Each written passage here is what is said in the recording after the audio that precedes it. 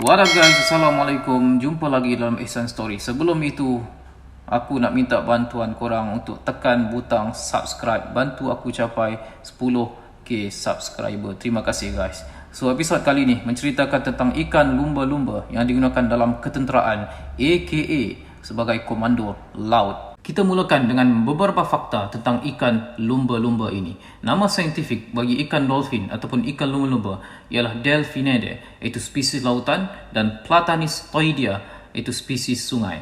Ikan lumba-lumba biasanya mampu membesar sepanjang antara 1.2 meter hingga 10 meter panjang.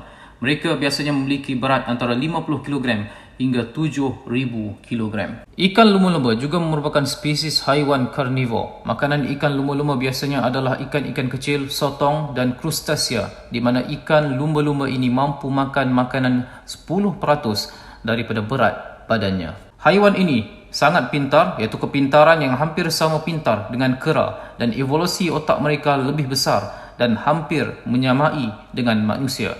Selain itu, ikan lumba-lumba adalah sebahagian daripada keluarga paus, termasuklah paus pembunuh, iaitu orcas. Paus pembunuh dikenali sebagai orca, adalah jenis dolphin terbesar ataupun ikan lumba-lumba terbesar, dan paus orca atau paus pembunuh dianggap sebagai makhluk laut terbesar di dunia. Haiwan ini juga boleh hidup sehingga 50 tahun dan mempunyai dua perut dengan kadar melantak yang lebih daripada manusia, daripada korang guys. Apa yang menarik tentang ikan lumba-lumba ini? Ikan lumba-lumba perlu timbul ke permukaan air untuk bernafas, dan tidak seperti mamala darat, ikan lumba-lumba ini mempunyai lubang berasingan bagi setiap tugas untuk bernafas.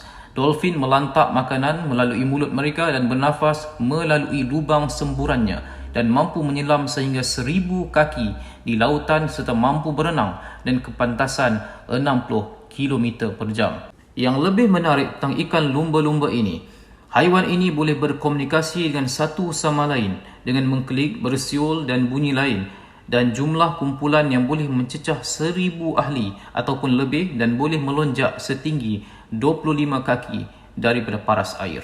Mari kita lihat beberapa fakta tentang dolphin ataupun ikan lumba-lumba yang membolehkan ikan lumba-lumba ini diserap ke dalam ketenteraan. Ikan lumba-lumba mempunyai rasa pendengaran yang cukup unik. Ikan ini tidak mempunyai bukaan telinga luar yang menonjol. Permukaan telinga mereka adalah celah kecil terletak di belakang mata mereka yang tidak bersambung ke telinga tengah. Mengikut saintis, bunyi yang dilakukan ke telinga dalam dan tengah oleh ikan lumba-lumba ini terletak di dalam rahang bawah dan dengan pelbagai tulang di dalam tengkorak. Ikan lumba-lumba juga mempunyai penglihatan yang sangat baik di dalam dan di luar air.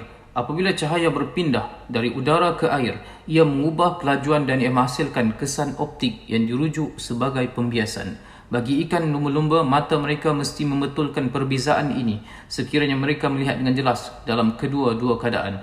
Namun, ikan lumba-lumba telah menyesuaikan kanta dan kornea yang membolehkan mereka melihat dengan jelas apabila masuk dan keluar daripada air. Biasanya, kita melihat di penggambaran membabitkan kapal di tengah lautan, akan muncul sekumpulan ikan lumba-lumba yang akan bersama berlayar bersama kapal tersebut. Mengapa ikan itu mengikut kapal? Secara ilmiahnya, ikan lumba-lumba merupakan sejenis haiwan yang mempunyai sifat yang begitu unik.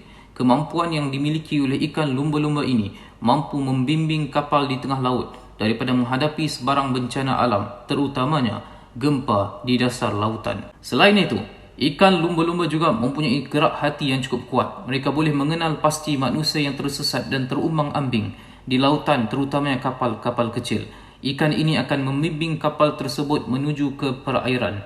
Ikan lumba-lumba juga akan menggunakan suaranya sebagai panca indera bagi menentukan arah ke mana ia harus berenang untuk mencari kawasan perairan. Teknik yang sama juga digunakan bagi mencari ikan-ikan kecil untuk dijadikan makanan. Lantas, keistimewaan inilah yang menyebabkan ikan lumba-lumba ini digunakan dalam ketenteraan. Ikan lumba-lumba telah dimanfaatkan oleh banyak pihak termasuklah dalam ketenteraan, khususnya tentera laut. Namun, ia bukanlah sesuatu yang baharu. Menurut sejarah, khidmat ikan lumba-lumba telah digunakan ketika Perang Vietnam, Teluk Parsi dan Perang Dingin pada suatu ketika dahulu, di mana ikan lumba-lumba berjaya membunuh musuh dengan menggunakan pisau yang diikat pada muncung mulut mereka.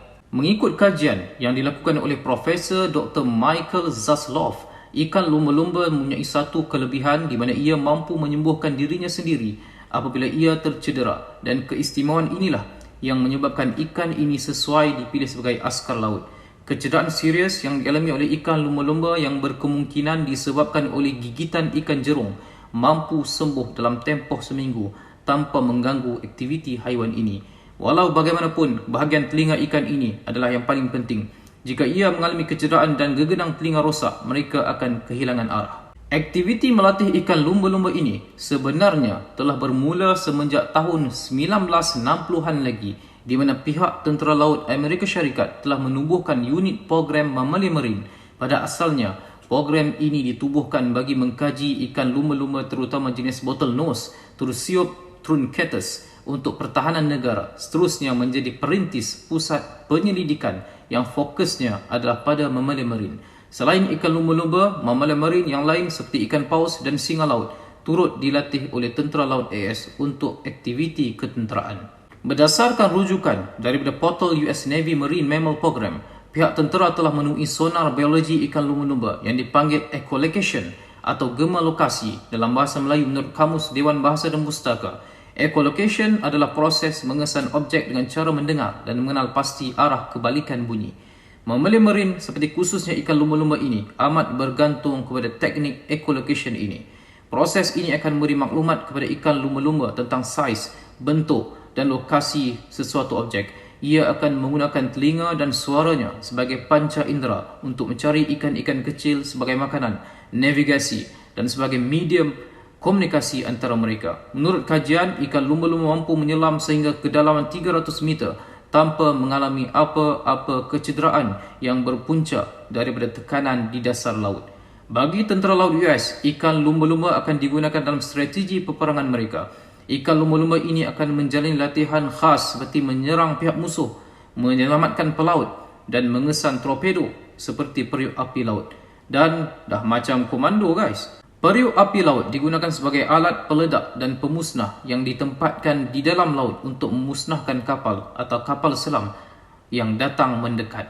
Selain US, negara lain seperti Rusia dan Ukraine turut menggunakan taktik yang sama, seperti merekrut ikan lumba-lumba dalam pasukan ketenteraan mereka.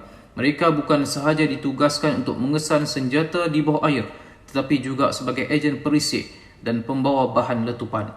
Mereka telah dilatih untuk memasang periuk api yang dijatuhkan ke laut pada kapal-kapal musuh semenjak era Soviet Union lagi. Hal ini menyebabkan sasaran dimusnahkan dengan mudah tanpa perlu menggunakan khidmat penyelam untuk melakukan tugas yang cukup berbahaya ini. Sebelum ini, di Sevastopol, Ukraine, tentera laut mereka turut melatih beberapa ekor ikan lumba-lumba di sebuah akuarium laut khas yang dibina untuk tujuan tersebut. Salah satu tujuannya, haiwan ini dilatih untuk mengesan objek yang berada di dasar laut dengan kelajuan dan pecutan ikan lumba-lumba yang mengalahkan Usain Bolt dengan kelajuan 60 km per jam. Oleh sebab mereka tergolong dalam kategori haiwan yang cukup mudah untuk dilatih, hampir 40 jenis ikan lumba-lumba telah dijadikan haiwan tentera. 5 daripadanya merupakan ikan lumba-lumba air tawar.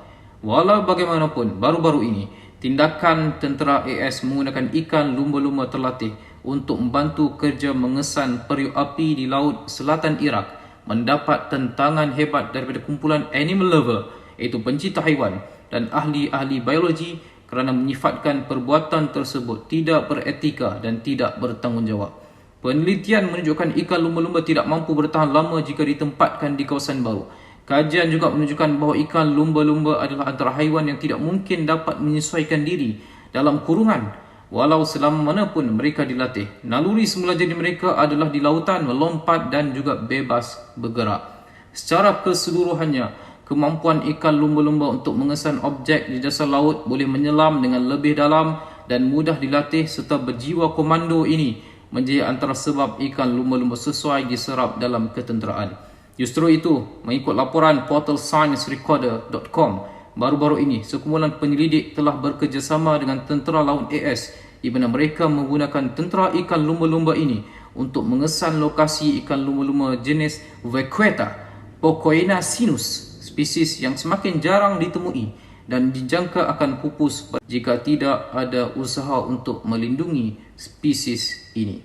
Begitulah kisah ikan lumba-lumba yang berjiwa komando ini. Kita jumpa lagi dalam episod yang seterusnya guys. Bantu-bantu tekan butang subscribe guys. Bantu capai 10k subscriber. Terima kasih guys. Assalamualaikum.